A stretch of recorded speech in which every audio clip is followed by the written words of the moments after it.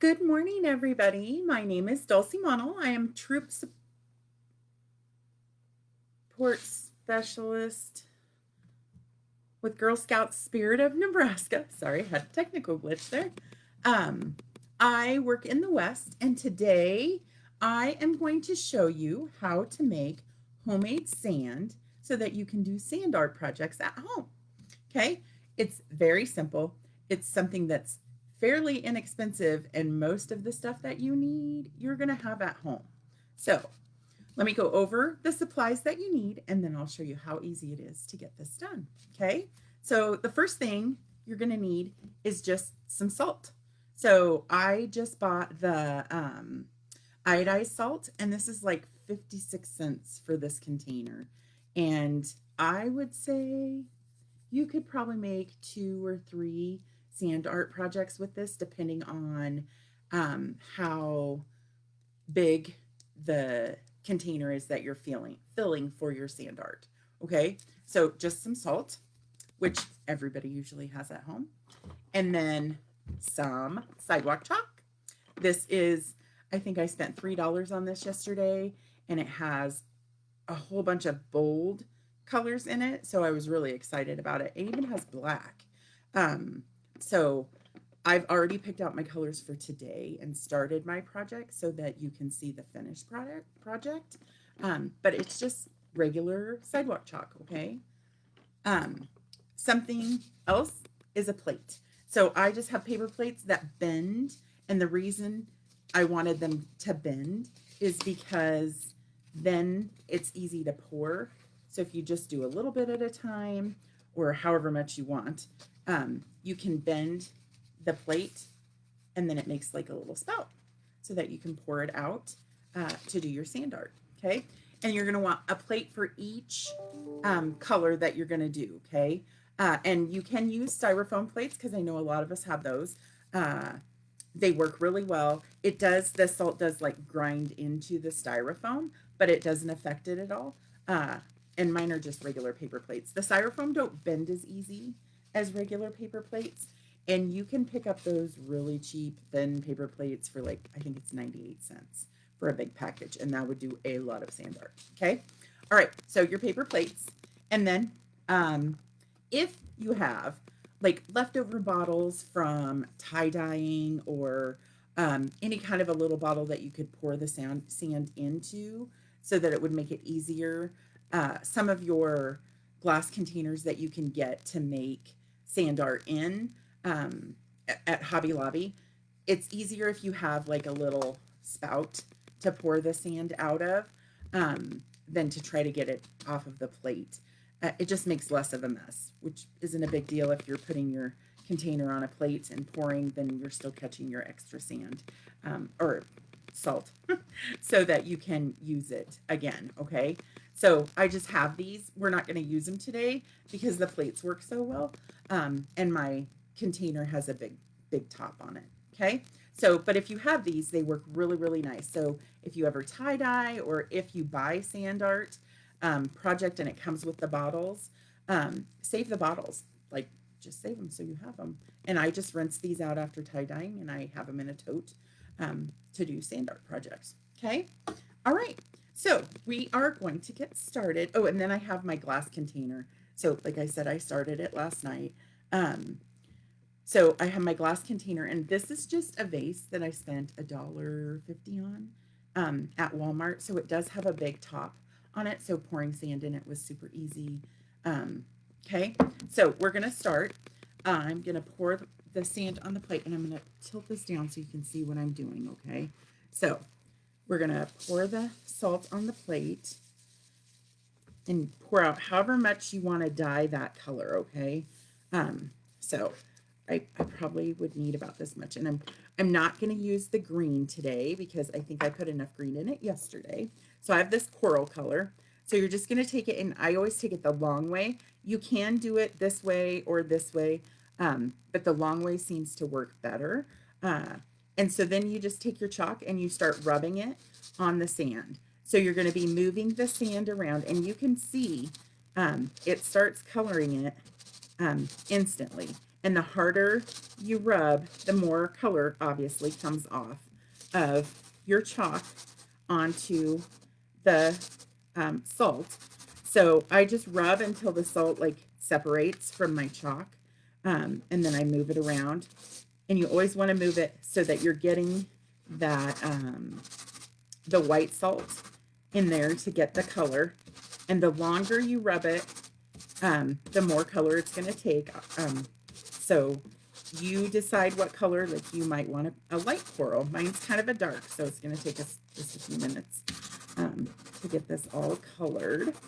But you just keep rubbing and move it around. And the harder, like if you rub really hard, you'll see that the sand, the color comes off on the plate.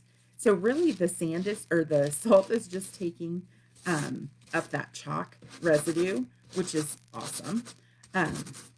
So you just swish this around, and I move my plate so that that white salt that still isn't dyed goes into the middle. And then I do a little bit more. And you just rub it until you get the color that you want. So like I said, this is super easy. Doesn't take a lot of time. So the most consuming thing about doing a project like this is going to be putting it in your jar and getting your design, okay? Okay, so we're gonna set this one off to the side. That's my coral. And we're gonna do another color real quick when I close that. So we're gonna need some blue. So I'm gonna do the same thing. I'm just gonna take my piece of chalk and rub it. Some of the colors, it takes a little bit longer. Like this just looks like dirty salt as it's starting to color it.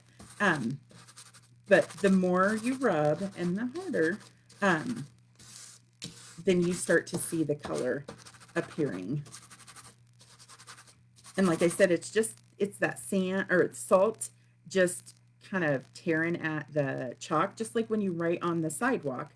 And the cement grates the chalk off. That's how we color the sidewalk. We're just doing that to the salt. Okay, so I'm going to keep doing this until I get this blue. And I picked 4 colors for my pattern. You can pick as many as you want. What I usually try to do is color all of the salt, before I start pouring it in, because especially if you want to tilt your project and make a cool design, you don't want to have to put that down and risk the salt moving and shifting for you. So I color all of the salt that I want for my project. So I'm gonna go like this to get the white salt in there. I'm going to keep coloring. And the good thing about this is, even if you've used your chalk outside, you can still use it to color this salt. It does not have to be new. And after you've used it to color the salt, you can use it to write on the sidewalk. So multi-purpose here. Okay, all right, I have my blue. So I think this is going to be enough to finish up what I'm doing with my project. Okay, so this is kind of a lighter blue. Maybe we should do just a little bit. Sorry, I just realized it's really dark blue in there.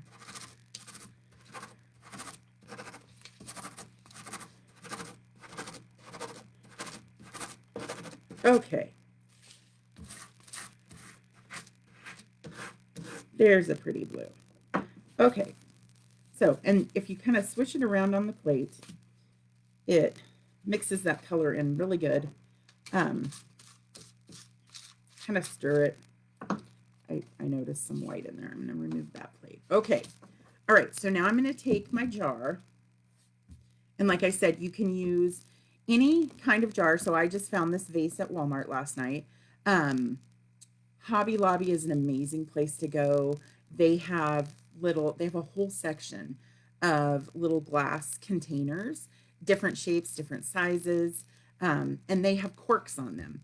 And so the cork makes it kind of nice because when you're doing a sand art project, you want to like kind of tap the project so the sand settles. And when you're completely done, you want something to be able to seal it. Otherwise, when you move it, the sand will shift. So you want it sealed. Okay. So, okay, we're going to pour this in. And so you just kind of swish all of your sand to the middle. And then you're going to fold up your plate just to make like a little tunnel on it. And then I'm going to tilt this a little bit because I like it to make that different design. Okay, so I still have salt on my plate, but I'm going to put it down because I want to pick up the other color. I'm going to do the same thing, swish it to the middle. Otherwise, when you fold it, it kind of spills out. But if you've covered your table with something, you can catch that spillage.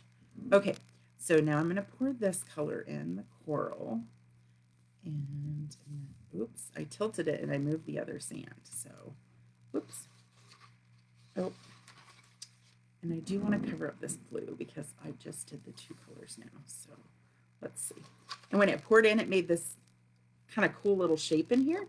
You can't see it, and if I move it, it'll move the sand. So I'm just going to pour some more blue.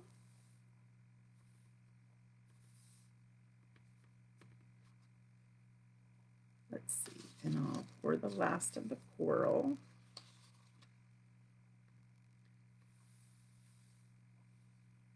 And you always want to fill it clear to the top, okay? So I'm not going to swish it yet because I want the last of this blue in there. Okay, so mine is filled to the top. Now, if I had a cork, I would put a cork on it. I don't. So what I have found is you can take hot glue and heat up your hot glue gun and seal this with hot glue. Have an adult help you do that because you kind of want to press it down. So usually what I say when we do this, like at a Girl Scout event, is I like to let the sand settle because you'll notice if you leave it sit for a couple of hours and you come back, the sand has settled, down in, and you'll have space at the top again. So if you've put your cork on or if you've put the hot glue on, then it will settle and it will still move. And you don't want it to move because you want your pretty design to stay like that. You worked really hard to get it that way, so you want it to stay that way. So let your salt settle or sand settle. And then, so I still have some blue and I can add the blue to the top. And just me shaking it made it settle a little bit more. So I usually leave it for a couple of hours and then come back and I'll seal it with the hot glue gun. Okay, so that's how simple it is to make pretty, and it's super, super colored. And like I said, I just got this pack last night at Walmart, and it's the bold colors, and it's over with the crayons. I had a hard time finding it. I thought it would be in with the toys, but it's over with crayon stuff. And it has black, like it has colors that you normally probably wouldn't see in sand art. So all kinds of colors that you'll be able to dye your salt and make some awesome sand art projects. These make great gifts for family members.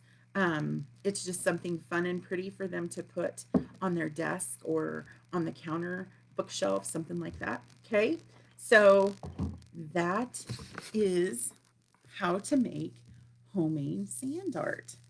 I hope you all enjoyed this. I know it was a quick video today, but that's how simple it is. So good luck. If you have any questions, you can put them in the comments, and we will continue to monitor that and answer any questions that you might have. Thanks everybody for joining us today. Have a great rest of your day.